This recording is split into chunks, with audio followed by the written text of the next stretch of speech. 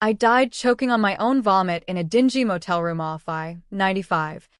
The bottle of cheap whiskey, my only companion after Mark stripped me of everything. House, savings, dignity, in that bloodless divorce court ambush. But death wasn't the end. It was a goddamn reset button, slamming me back into my body 3 years earlier. Heart pounding in the same silk blouse I'd worn to our anniversary dinner. The one where he smiled like a wolf while plotting my ruin. Now, staring at my reflection in the bathroom mirror of our McMansion in suburban Atlanta, I, Fiona goddamn Hargrove, vowed that this time, I'd bury him before he could touch me. The first thing that hit me wasn't relief, it was rage. Pure and electric. Like I'd swallowed a live wire. Mark was in the kitchen, humming some bullshit pop tune as he scrolled his phone, oblivious to the storm cloud that was me, reborn and unbreakable.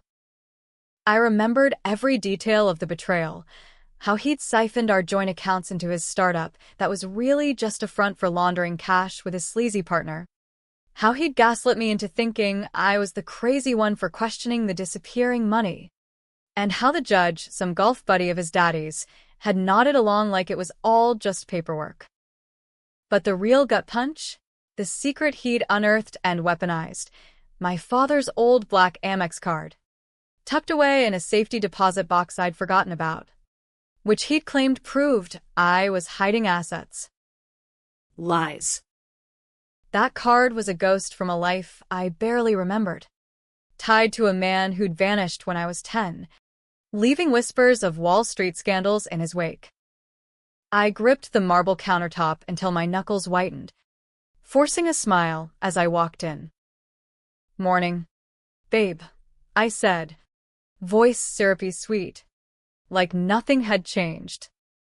He looked up, that boyish grin flashing. God, it used to melt me and pecked my cheek. "Fiona, you look like you saw a ghost." Bad dream? If only he knew. I poured coffee, my mind racing through the timeline I now held like a loaded gun. In 3 months, he'd accidentally crash our Tesla during a joyride, filing a claim that drained our insurance and pinned the blame on my erratic driving habits he'd fabricated in emails. 6 months after that, the divorce papers would hit, with his lawyer twisting my freelance graphic design gigs into under-the-table income to make me look like a gold digger. And by year 2, I'd be evicted from the home I'd poured my soul into renovating, couch surfing with pitying friends until the pills and booze caught up. Not this time. This time, I'd play his game dirtier than he ever dreamed. The suburbs of Atlanta in 2022 felt like a pressure cooker disguised as paradise, manicured lawns, yoga moms in Lululemon, and barbecues where everyone pretended their marriages weren't rotting from the inside. Mark and I fit the mold perfectly on the surface. Him, the rising star at a fintech firm downtown, charming clients with his all-American jawline and craft beer recommendations. Me, the supportive wife juggling deadlines for ad agencies while pretending his late nights were just networking. But I knew the rot now. I'd lived it, breathed it, drowned in it. That first week back, I started small, testing the waters like a predator circling prey. I found the black Amex in our home safe. Really? I'd hidden it there in my original timeline after digging it up from my mom's attic post-divorce, only for Mark to steal and misuse it. Now, I slipped it into my purse during a mundane grocery run to Publix, heart hammering as I swiped it for a bottle of Cabernet that cost more than our weekly produce budget. The machine beeped approval without a hitch, and I exhaled, the power of it humming in my veins. That card wasn't just plastic, it was a key to a vault my father had left behind. One I never bothered to unlock because who wants to dredge up abandonment issues? But death had clarified things. Daddy dearest, Elias Hargrove, hadn't just skipped town. He'd built an empire in shadows, hedge funds, offshore accounts, the kind of money that made regulators sweat. And that card, it was his skeleton key, dormant until activated, which Mark had done in my first life to frame me. I didn't activate it yet. No. Revenge needed savoring. Instead, I began documenting. Every late-night text from colleague Vanessa, the intern who'd become his side piece, I screenshotted, timestamped, and buried in an encrypted drive on my laptop. Every business trip to Vegas that smelled like strip clubs and bad decisions, I cross-referenced with his expense reports, noting the discrepancies that would later bite him in the ass during audits. Mark noticed my sudden attentiveness, chalking it up to us girls and our phases. He even joked about it over dinner at the varsity, slinging chili dogs and sweet tea like we were still kids in love. You're glowing. Phi. What's your secret? New skincare? I laughed, clinking my glass to his. Just appreciating what we've got. Honey. Wouldn't want to lose it, but I was already losing it, on purpose. I funneled small amounts from our joint checking into a solo account under a freelance LLC I'd set up overnight, disguising it as client retainers. Controversial? Hell yes. In the South, wives didn't hide money. That was for the unfaithful husbands. But ethics were a luxury I couldn't afford anymore. By week 2, I'd stashed $5,000, enough for a down payment on a bolt-hole apartment in Midtown if things went south fast. And they would. I remembered the catalyst, Mark's big promotion, which was code for him embezzling client funds to pad his bonus, then blaming the shortfall on me during the split. To accelerate. I nudged him toward it. Babe. You've been killing it at work. Why not push for that VP spot? We could use the extra padding for that Europe trip. His eyes lit up like I'd handed him a blank check. He dove in deeper, schmoozing the brass, and I watched, a ghost in my own home, as the noose tightened. Meanwhile, I reached out to an old college buddy, Lena, a PI who'd gone corporate after law school. In my first life, she'd been the one to warn me too late about Mark's affair. Now, Lena, it's Phi. Hypothetical. How does one prove spousal infidelity without looking like a paranoid bitch? She laughed, but I heard the edge. Girl, in Georgia, it's no fault anyway. But if you want dirt, I can dig. The dirt came fast. Photos of Mark and Vanessa in a booth at a Buckhead lounge. Her hand on his thigh. Emails from his work server. Lena had a contact, hinting at creative accounting. It was gold. But I held back, letting it fester. The real bomb was the secret I'd buried deeper than Mark's lies. My father's will.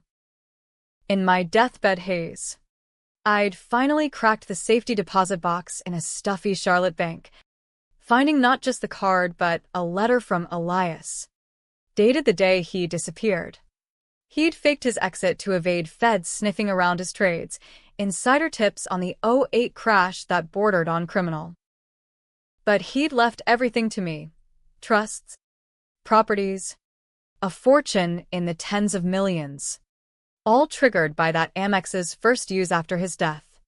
Mark had found it first in Timeline 1, used it to buy silence from lawyers, then pinned the fraud on me to win the divorce. This time, I'd wield it like Excalibur. As October bled into November, the tension coiled tighter. Mark started snapping at small things, my obsession with budgets, the way I'd started locking my phone. One night, after a fight over his overtime, he stormed out, and I tailed him to a seedy bar in East Atlanta Village. There, in the haze of neon and stale smoke, he met not just Vanessa, but her brother, A shady accountant named Rico, who'd later help cook the books. I recorded it all from my rental Civic. The audio crystal. Fiona's clueless. Man. Once we flipped the narrative. She's out. And the house is mine. My blood ran cold. But my resolve hardened. Betrayal wasn't just personal, it was a syndicate. Mark wasn't the lone wolf. He was the alpha in a pack of opportunists. I decided then on my first big move, one that'd make tongues wag from Peachtree Street to the state line. I'd confront Vanessa directly. Not with screams or slaps, that was for Lifetime movies. No. I'd play the long game, sowing doubt like kudzu. The next afternoon, I bumped into her at a coffee shop near her sorority house, UCLA transplant. All blonde ambition and daddy's trust fund. Vanessa. Right? Mark's mentioned you. Intern extraordinaire. Her smile faltered, but she recovered, batting lashes like it was a reflex. We chatted surface level, Atlanta traffic, fall leaves, until I dropped the hook. He's so grateful for your insights on those reports. Saved his ass last quarter. Her eyes widened. She knew exactly what reports I meant. The fudged ones. Oh. Yeah. Team player. I nodded. All empathy. Just watch out for Rico. Family's messy, but blood's thicker. You know. I left her sweating. The seed planted. By evening, Mark's phone blew up with her texts, panic, accusations. He came home fuming. What the hell did you say to V? I feigned innocence. Tears welling just right. I was being nice. She seemed off. He bought it. For now. But the cracks spiderwebbed. That night, as he snored beside me, I slipped the Amex into my wallet for real. Tomorrow, I'd test the waters at the bank, alone. And if the teller froze like they had in my memory, I'd know the empire was mine to command. But as dawn crept in, doubt gnawed. Was I becoming the monster? Poisoning his world with whispers and shadows? Screw that. He'd made me a ghost once, now. I'd haunt him until he begged for mercy. The real storm was brewing, and Atlanta's humid air felt like the calm before the hurricane. December hit Atlanta like a freight train, holiday lights twinkling on magnolias, traffic snarls around Lenox Square, and that forced cheer masking the suicides spiking post-Thanksgiving. For me, it was Armageddon Eve. I'd scheduled the bank visit for the 15th, a nondescript Tuesday when Mark was buried in client calls. The Wells Fargo branch in Buckhead was all glass and fake smiles, the kind of place where trust fund kids cash checks from mommy and daddy. I walked in with the Amex clutched like a grenade pin, my Louboutins clicking authority on the marble floor. The teller, a bored 20-something named Kayla with a nose ring and holiday earrings, scanned it. Nothing. Then, her screen flickered. She blinked, double-checked. Then her jaw unhinged. Ma'am. This account. It's Ah. flagged for verification. Flagged? In my first life. It had been a floodgate. But here, pre-activation. It was a whisper from the grave. She called over the manager, a paunchy guy in an ill-fitting suit named Hargrove, irony's cruel joke, who took one look and paled. MS. Hargrove, as in Elias. I nodded, playing coy. My father. Passed years ago. Lies. But close enough. He ushered me to a back office, sweat beading on his forehead. This card. It's tied to a dormant trust. Billions. Potentially. But activation requires biometrics and a code from the estate lawyers. Billions. The word hung like smoke. Elias hadn't just played the market, he'd rigged it. Shorting subprimes before the crash. Vanishing with the profits in numbered accounts from Cayman to Zurich. The death was theater. He was sipping my ties in Belize. Or so the letter implied. Waiting for me to claim it without the feds circling. Mark had sniffed it out through a crooked investigator, using it to blackmail me into signing away the house. Now, it was my nuclear option.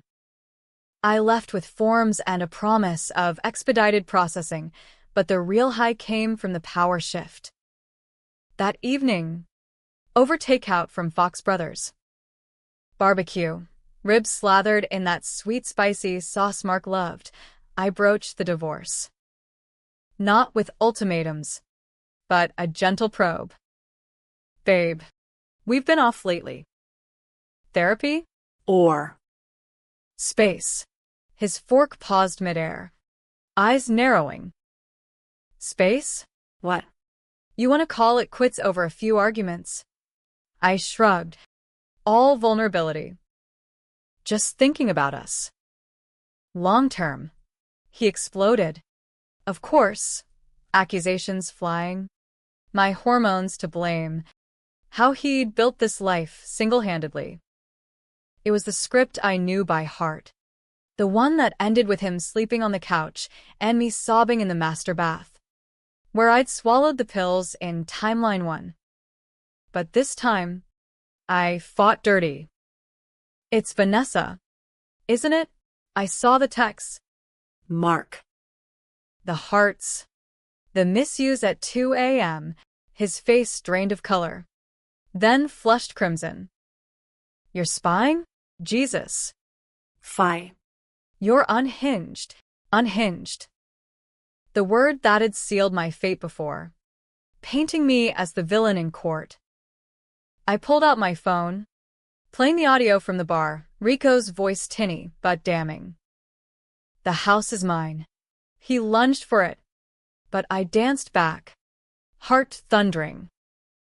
Touch me, and I hit send to your boss. Your dad. The whole damn firm. We stared, animals in a cage, until he slumped. It was a mistake. She's nothing. Lies. But I let him stew. The next days blurred into a cold war, him tiptoeing around me, me smiling through gritted teeth while wiring more funds to my escape fund. Lena's digs deepened. Turns out, Rico wasn't just an accountant. He was neck-deep in a Ponzi scheme targeting Mark's fintech clients. Widows and retirees getting fleeced for crypto scams. The betrayal layered like an onion, each peel more rancid. Mark wasn't just cheating, he was complicit. Skimming kickbacks to fuel his ego and our lifestyle. And the secret he'd buried? He'd known about my father's card for months. Bribing my mom for the box key. Planning to activate it himself post-divorce and pin the theft on me. Controversy brewed when I leaked the first breadcrumb. Anonymously, of course, a tip to the Atlanta Journal-Constitution's business desk about irregularities at Mark's firm. The story dropped on a Friday. Fintech darling under scrutiny for dubious trades. Shares dipped. Clients jittery. Mark came home apoplectic. Phone glued to his ear with damage control. Who the fuck is talking? If it's you, Fiona. I met his glare coolly. Me? Why would I sabotage the man I love? But inside, Triumph sang. it was the first crack in his facade, the kind that'd make him desperate enough for mistakes. Christmas loomed, a farce of eggnog and forced family photos. His parents, old money from Savannah, all pearl clutches and passive aggression, hosted at their estate, twinkling with magnolia wreaths and a tree taller than God. I played the doting daughter-in-law, but slipped his mom a USB during dessert, screenshots of Vanessa's nudes, time-stamped from his phone. Just in case, I whispered. Her eyes hardened. By New Year's, she'd frozen his inheritance, whispering poison in boardroom ears. Mark confronted me in the guest room, fists clenched. You bitch. This is war.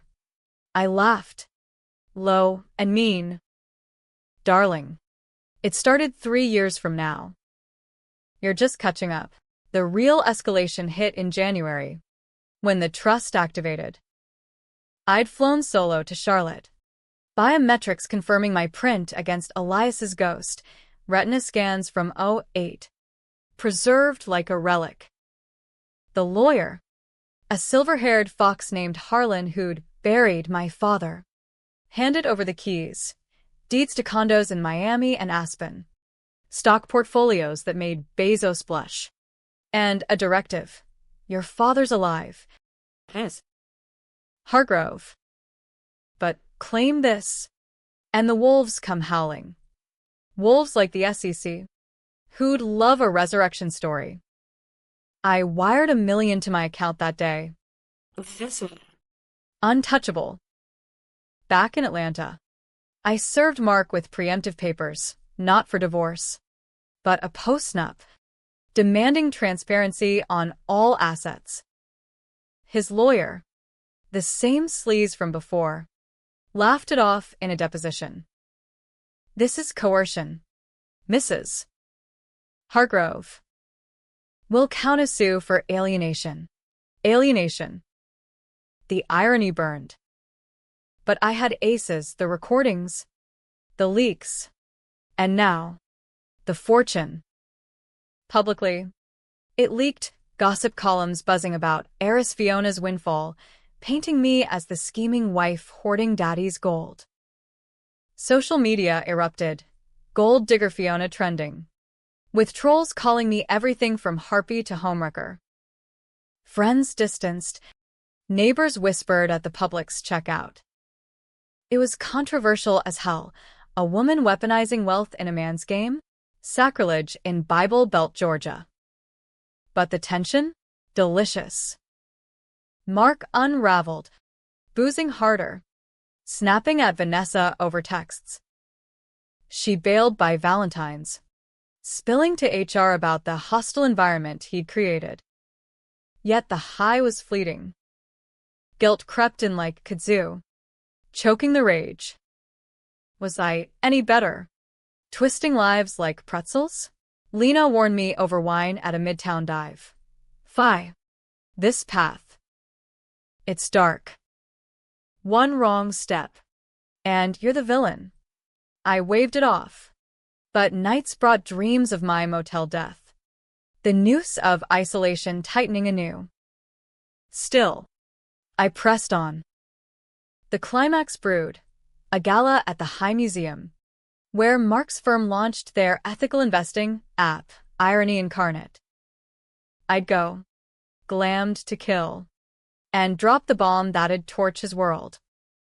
As February's chill bit, I stared at the skyline from our balcony, the city lights mocking my isolation. Revenge was a drug, addictive and hollow. But Mark's betrayal had hollowed me first. No turning back now. The gala would be our Colosseum, and I'd fight like a lioness with 9 lives. The High Museum Gala was peak Atlanta hypocrisy, black tie swells sipping Veuve Clicquot under Chihuly glass, schmoozing over philanthropy while dodging IRS audits.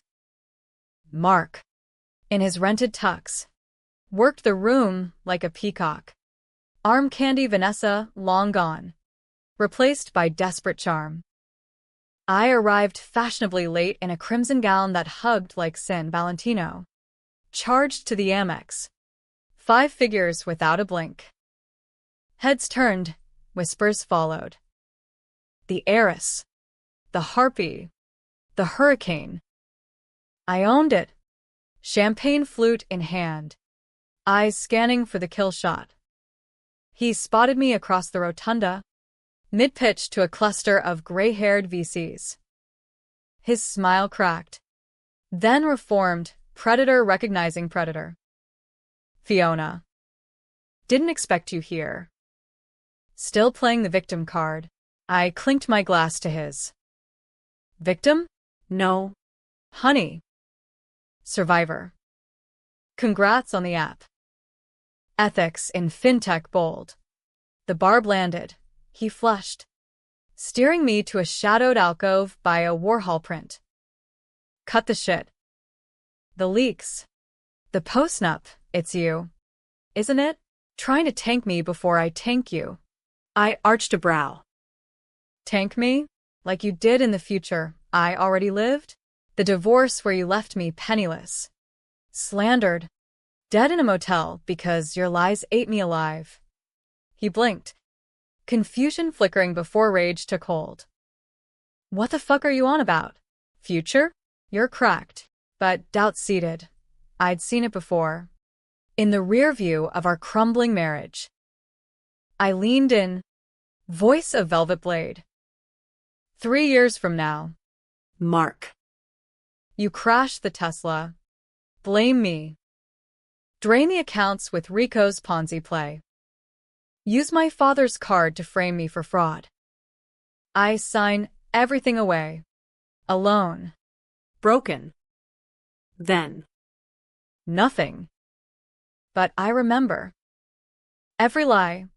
Every thrust with that intern slut. Every dollar you stole. His hand shot out, gripping my wrist, hard enough to bruise.